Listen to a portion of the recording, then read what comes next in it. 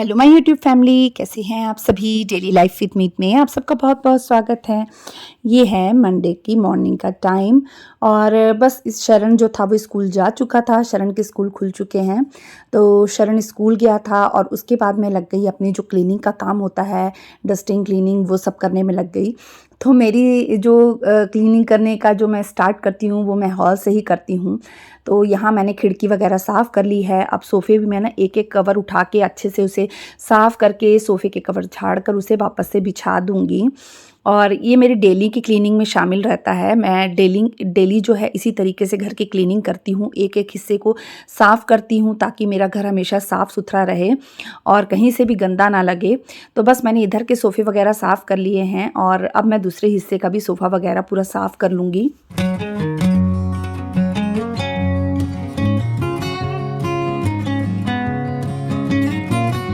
Morning का जो नाश्ता वगैरह था मैंने सब निपटा लिया था, उसके बाद ही मैं क्लीनिंग के काम में लगी थी। मतलब डैडी जी और मेरे हस्बैंड भी काम पर जा चुके थे। सबके जाने के बाद ही मेरा जो काम होता है ना क्लीनिंग का, वो स्टार्ट होता है, क्योंकि जब सब घर में रहते हैं ना तो थोड़ी-सी मुश्किल होती है। तो जब सब चले गए उसके बाद फिर मैंने अपना ये डस्टिंग का काम स्टार्ट किया और ना पहले मैं डस्टिंग का ही काम करती हूँ, उसके बाद ही जैसे झाड़ू पोछा वगैरह जो भी काम होता है उसके बाद करती हूँ। जैसे सोफ़े वगैरह में क्या होता है ना, बच्चे बैठ के कुछ ना कुछ खाते हैं, कई बार तो कुछ भी थोड़ा बहुत भी कुछ गिर जाता है। तो फिर मैं क्या करती हूँ ना, पहले उनको झाड़ लेती हूँ कवर को, ताकि जो भी कचरा गिरा हो तो वो नीचे आ जाए फर्श पे, और उसके बाद ही फिर दूसरे कामों को हाथ लगाती हूँ।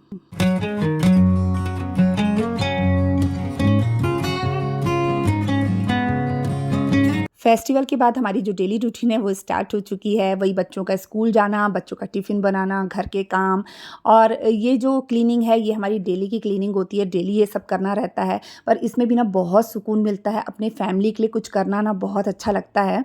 और जैसे कि अब ठंड स्टार्ट हो गई, यहाँ ठंड स्टार्ट होते ही ना हमारे इधर तो इतनी ज़्यादा डस्ट आती है ना कि बस साफ़ करके हटो नहीं कि थोड़ी देर में वहाँ डस्ट दिखने लग जाती है।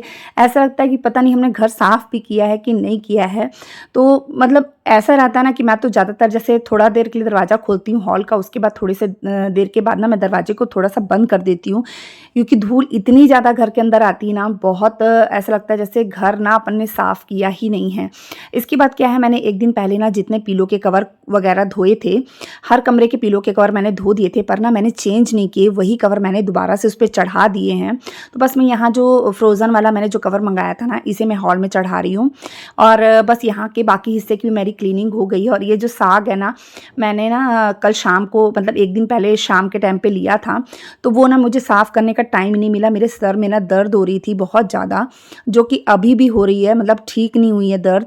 तो उस वजह से क्या, वो वैसे ही पड़ा था बेचारा, थोड़ा-सा मुरझा गया था। मुझे पता था मैं उसे साफ़ करूँगी ना, साफ़ करके जब उसे पानी में भिगो दूँगी या धोऊँगी, उसके बाद वो ताज़ा हो जाएगा। तो बस फिर ना मैं कवर वगैरह चढ़ाए और हॉल का जो बाकी हिस्सा था वो भी साफ़ कर लूँगी। जैसे टीवी कैबिनेट वगैरह जो थे, मैं यहाँ के हर छोटे-छोटे सामान को ना अच्छे से पोंछ लूँगी, झाड़ लूँगी और उन्हें उनकी जगह पर अरेंज कर दूँगी। और यहाँ आप देख रहे होंगे खाँसी का सिरप पड़ा हुआ है। मैं अभी भी सिरप वगैरह ले रही हूँ, अभी भी अपनी मेडिसिन ले रही हूँ, क्योंकि मेरी मेडिसिन अभी तक बंद नहीं हुई है, क्योंकि खाँसी अभी भी ना थोड़ी-थोड़ी है ही। कुछ भी करो तो अब जब ठंड स्टार्ट हुई है तो अभी तो चलेगा, पता नहीं कब तक चलने वाली है ये खाँसी। प्लीज़ मेरे लिए प्रे करिएगा कि मेरी खाँसी जल्दी ठीक हो जाए, मैं बहुत परेशान चलती हूँ इस वजह से। और ये देखिए मैंने ये पूरा हिस्सा साफ़ कर लिया है। जो चीज़ जैसी रहती है ना मैं उसे वैसी ही सेट कर देती हूँ और मुझे ना ये सब करना बहुत अच्छा लगता है।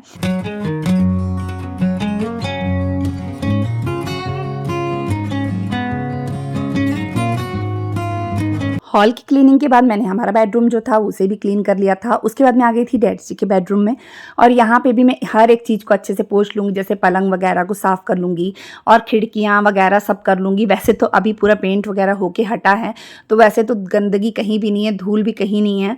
पर फिर भी ना अगर अपन थोड़ा बहुत सफाई रखते हैं ना, तो वो थोड़ा बहुत भी गंदा नहीं होता।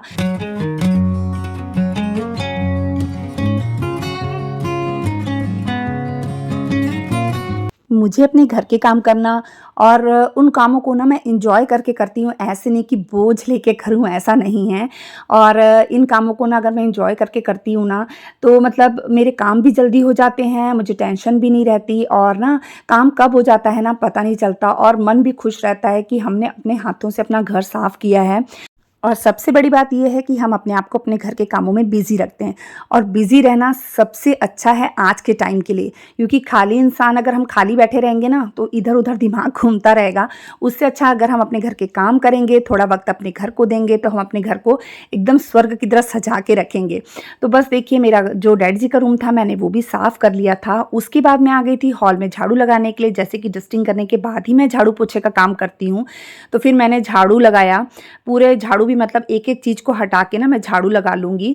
तो क्या आता है, जैसे अभी बच्चे भी उतने बड़े नहीं हैं, अभी छोटे ही हैं बच्चे और फिर कोको भी रहता है घर में ना, तो क्या होता है बच्चे कुछ खाते हैं, कई बार कोको को भी दे देते हैं, तो कोको की आदत भी इतनी बदमाश आदत है ना उसकी। कोई भी चीज़ होती है ना, जैसे नहीं खाने का मन करेगा ना तो क्या करेगा, सोफ़े के नीचे छुपा देगा या फिर चेयर के नीचे, टेबल के नीचे छुपा देगा। उसकी बदमाशी वाली आदत हो गई, उसकी बदमाशियाँ बहुत करता है कोको। तो इस करके ना एक-एक चीज़ को हटा के जब मैं झाड़ू पोछा करती हूँ ना, देखती हूँ कहीं से कुछ निकल रहा है तो कहीं से कुछ निकल रहा है।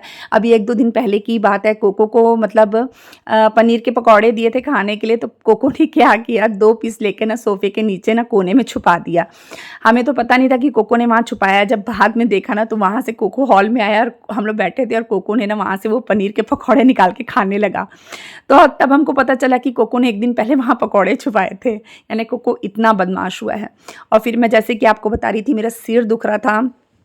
फिर क्या हुआ ना, जब मैंने झाड़ू पोछा वगैरह सब कर लिया ना, दोपहर का खाना बना लिया, फिर मैं रमन को बोली, बेटा मेरे सिर में तेल लगा दे। ज़्यादातर रमन ही मेरे सिर में तेल लगा कर देता है और मैं उसी से तेल लगवाती हूँ। मैं उसको बोलती हूँ जितना ज़्यादा तेल डाल सकता है ना मेरे सिर में डाल दे और अच्छे से चस दे, अच्छे से मालिश कर दे, ताकि तेल मेरी खोपड़ी के अंदर चले जाए और मेरे को आराम आ जाए, क्योंकि इतना दर्द हो रही थी ना सिर में, मेरे से बर्दाश्त नहीं हो रहा था, मेरा दिमाग कहीं नहीं लग रहा था। फिर रमन ने जब तेल लगाया तब जाके थोड़ा सा आराम आया।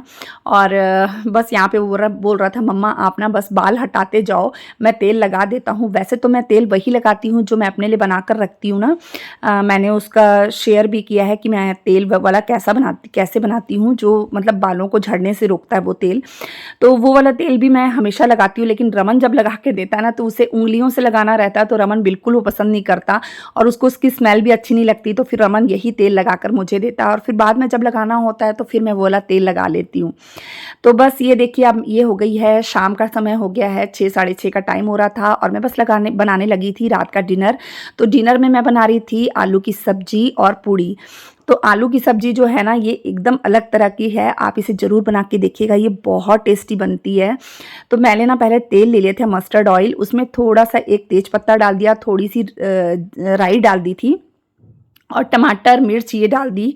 और बस अब इसके बाद जब ये थोड़ा-सा भुन गया ना, अच्छे से मैश हो गया, फिर मैं इसमें नमक, मिर्च और थोड़ी-सी हल्दी डाल दी है। और गरम मसाला मैं अभी नहीं डालूँगी, मैं लास्ट में डालूँगी। थोड़े से हरे मटर मैंने इसमें डाल दिए हैं और थोड़ी-सी मेथी को धोकर ना मैंने कट कर लिया था। अब इस टाइम पर मैं थोड़ी-सी मेथी इसमें डाल दूँगी कटी हुई। इससे टेस्ट बहुत अच्छा आता है मेथी मटर का टेस्ट बहुत अच्छा आता है इस सब्ज़ी में। फिर जो आलू मैंने काट के रखे थे वो भी इसमें डालकर अच्छे से एक बार मिक्स कर लूँगी और बस इसमें थोड़ा-सा पानी डाल के मैं 5 से 6 सीटियाँ लगा लूँगी। और इसमें ना मैंने तीखी वाली लाल मिर्च नहीं डाली है, इसमें कश्मीरी लाल मिर्च डाली है कलर के लिए, क्योंकि मैंने हरी मिर्च ना इसमें काफ़ी सारी डाल दी थी। तो बस अब हम इसमें सीटी लगा लेंगे और एक तरफ मैं गूँथने लगी हूँ आटा, तो मैं फटाफट ना पूड़ियों के लिए आटा लगा लूँगी और लगे हाथ ना पूड़ियाँ भी तल लूँगी, क्योंकि इस बीच में क्या रोटी खाने का टाइम भी हो जाता है। मैं 6:30 बजे लगती हूँ, 7 बजे तक मैं खाना दे देती हूँ। डैडी जी को, अपने हस्बैंड को, सबको खाना दे देती हूँ और मेरा रमन शरण का कोई खाने का ठिकाना नहीं रहता है। हम लोग 9 बजे के बाद ही ज़्यादातर खाते हैं। तो बस मैंने काउंटर टॉप भी साफ़ कर लिया था आटा गूँथने के बाद और ये देखिए सब्ज़ी बन गई है। मैंने ऊपर से थोड़ा-सा गरम मसाला डाल दिया है और जो आलू है ना, मोटे-मोटे साइज़ के जो रह जाते हैं, उसे मैं अच्छे से थोड़ा मैश कर देती हूँ। उससे जो ग्रेवी है ना आलू की, बहुत अच्छी बनती है। अब बस सब्ज़ी हो गई है तैयार। थोड़ा-सा हरा धनिया मैंने धो के काट के डाल दिया है और बस बेलने लगी हूँ पूड़ियाँ। अब पूड़ियाँ बेलूँगी और फटाफट तल लूँगी। और पूड़ियाँ तलते ही मैंने बच्चों को आवाज़ लगा दी थी कि बेटा आओ, मतलब खाना डालो और सबको खाना खिला दो, ताकि जो खाने का काम है वो टाइम से निपट सके।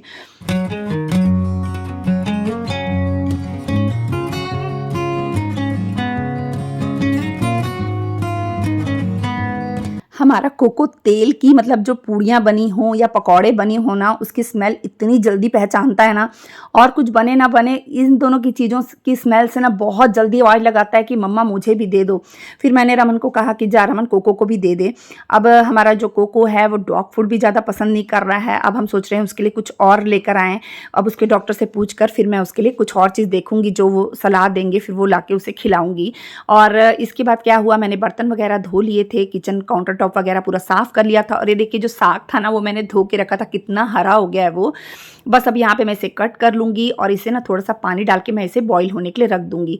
वैसे तो मैंने इसे नेक्स्ट डे बनाना है, पर क्या है ना कि अगर मैं इसे अभी नहीं काट के करूँगी ना तो ये ख़राब हो जाएगा साग।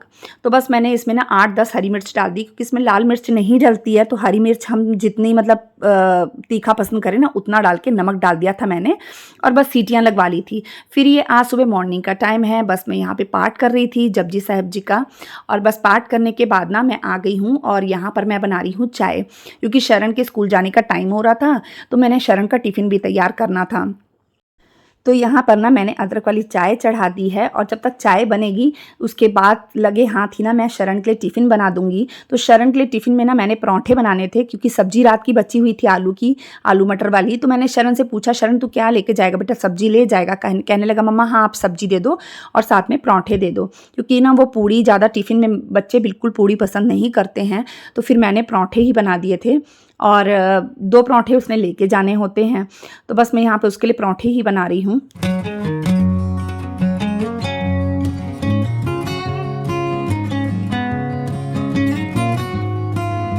शरण टिफ़िन में क्या लेके जाएगा ना उससे पूछ के डालना पड़ता है, क्योंकि क्या होता है ना बच्चे छोटे रहते हैं ना, तो उनकी पसंद नापसंद पूछ के डालना पड़ता है, नहीं तो बच्चे फिर खाना मतलब जो अपना टिफ़िन है ना वो खा के नहीं आते। तो शरण के लिए क्या है ना, मैंने आजकल उसको ना धनिया खिलाने का नया तरीका सोचा है। मैं हर चीज़ में ना जानबूझ के धनिया डाल देती हूँ ताकि वो कुछ खाना सीखे। मेन क्या है वो धनिया खाता नहीं है, फिर उसको ना मैं डाल देती हूँ तो उसको मजबूरी में खाना पड़ता है। तो मैंने कहा अब ऐसे ही उसे खाना सिखाना पड़ेगा, नहीं तो जैसे-जैसे वो बड़ा हो रहा है ना तो फिर आगे जाके बहुत दिक्कत होएगी, ये नहीं खाना, वो नहीं खाना। पता है फिर खाना देख के क्या बोलेगा, मम्मा जी प्लीज़ आप अपने हाथ से खिला दोगे क्या? ये चीज़ सुन ली मैंने तो समझो उसने अपने हाथ से ये चीज़ नहीं खानी है, फिर मुझे मजबूरी में उसे अपने हाथ से खिलाना पड़ता है। उसको यही बोलूँगी, बेटा तू अपने हाथ से खाया कर, अब तू बड़ा हो गया है। तो कहेगा ना मम्मा प्लीज़ खिला दो ना, आप कोको को भी तो खिलाते हो अपने हाथ से। तो मैं उसे कहूँगी, मैं कहती हूँ हमेशा उसे कि कोको कोको तो अभी छोटा है बेटा, इसलिए उसको हाथ से खिलाना पड़ता है। तो मम्मा मैं भी तो छोटा हूँ, आगे से ऐसा जवाब देता है ना वो। फिर उसे हाथ से खिलाती हूँ, कम से कम चलो इसी बहाने उसे आदत होगी खाने की, ये सब चीज़ें। तो जो उसकी पसंद की चीज़ नहीं होती ना वो फिर मेरे हाथ से खाता है और कहता है मम्मा आपके हाथ से बड़ा स्वाद आता है खाने में। और ये देखिए मैंने उसका टिफ़िन भी पैक कर दिया है, और जो काउंटर टॉप पे मतलब चकला बेलना वगैरह था ना और आटे का जो डब्बा था मैंने वो भी लगे हाथ संभाल दिया था, और काउंटर टॉप भी मैंने साफ़ कर दिया था। इसके बाद शरण चले गए स्कूल और मैं लगी हूँ यहाँ पर आंगन धोने के लिए, और बस मैं आ गई थी, बेड़ा धो लूँगी। और कोको मस्ती कर रहा था, कोको खेलने के मूड में था, आके ज़बरदस्ती चिपके जा रहा कि मम्मा प्यार कर लो थोड़ा-सा। उसको यही होता है कि मतलब इसके बाद फिर मैं थोड़ी देर कोको के साथ खेली भी थी, जो कि मैंने खैर उसमें मैंने शूट नहीं किया, और इसने मेरा मोबाइल भी ना ज़ोर से ट्राइपॉड पानी में गिरा दिया था। मुझे तो उसकी चिंता लगी थी कहीं मेरा मोबाइल ना ख़राब हो जाए, पर ख़ैर उसे हुआ कुछ नहीं। तब जब मैं फिर ट्राइपॉड रख कर आई, फिर मैं इसके साथ थोड़ी देर खेली, तब जाके ये ज़्यादा खुश हुआ। मतलब इसको ऐसे ही होता है कि मम्मा दिखी है तो थोड़ी देर मम्मा साथ में खेल ले।